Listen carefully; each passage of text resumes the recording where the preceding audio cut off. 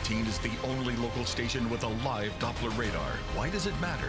It matters during severe weather events. Fox 14 is the only area station that can detect possible tornadoes as they happen, down to the roads being impacted.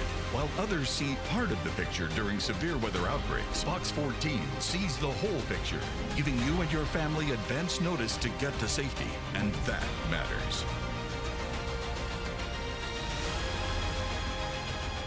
Live Storm Tracker Doppler radar, sponsored by Homeland Bank.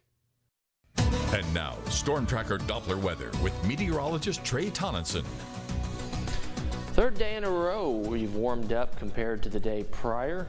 At the beginning of the week, we were below freezing for morning lows and overnight lows. Thankfully, today, not below freezing. We'll actually be up into the mid-80s for temperature highs this afternoon, pushing some daily temperature high records. Possibly could fall through the afternoon hours. Regardless, it'll be warm out there. Cloud cover through the morning hours will be pretty substantial and built up towards the overcast side of things, but by the afternoon, cloud cover going to break up for a period, an hour or two, maybe 3 into the afternoon hours as some warmer air filters down towards the surface, leaving us with a peek at the sunshine before our stormy event into the day tomorrow. As for the north and west, we have a few things going on right now. This boundary moving through parts of northern Tulsa and northern Oklahoma in general, and dry line's going to drop down. See it in just a moment on your future track into the south and east, and as it does so, thunderstorms will be provoked out in the open warm sector into the day tomorrow. Temperatures right now into the upper 60s. Like I mentioned moments ago, a much welcome change compared to those morning temperatures as we started your work week back on Monday.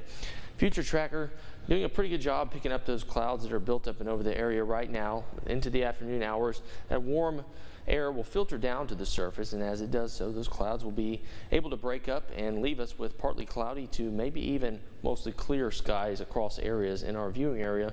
Up to our north, notice this stationary boundary becomes stationary as those southerly winds continue to push up from the south. That warm, moist air boundary will stall out, and then a lot of that warm air will move off to the north as well. And then behind it, we'll see our next system moving through into the day tomorrow from the west.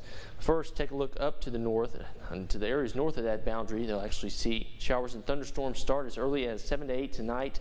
Northwestern Arkansas, southwestern Missouri, areas of the Ozarks, Fayetteville, Bentonville, Rogers, Springdale, the whole Ozark region up there in that part of Arkansas will see showers beginning as early as 7 to 8 tonight. But out to our west, notice around midnight, a few showers start developing and enhancing in areas like Texas and Oklahoma. As that boundary starts pulling across the south and southeast, we'll see our showers eventually begin to develop here into Friday.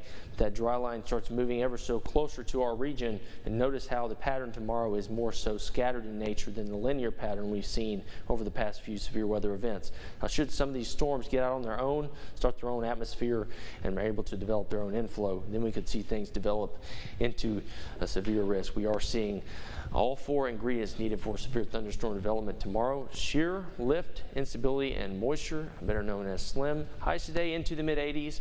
Severe risk, level 4 out of 5 for most of our area. The rest in the 3 out of 5 enhanced risk. Stay tuned to your local meteorologist as we'll keep you updated throughout the day tomorrow. The good news is we'll clear out into your weekend.